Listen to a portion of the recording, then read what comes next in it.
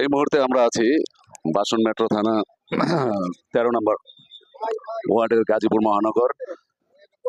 এখানে কেমিও গার্মেন্টসের শ্রমিক আন্দোলন চলছে।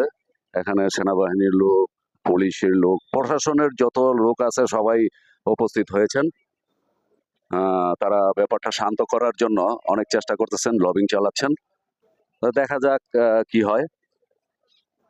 আপাতত কোনো সমস্যা নেই, শ্রমিকরা আন্দোলনে আছে, আর এদিক দিয়ে প্রশাসনের লোকও তারা আছে, ব্যাপারটা সামাল দেওয়ার জন্য তারা আছে, প্রত্যেক বাহিনীর লোকে এখানে আছে।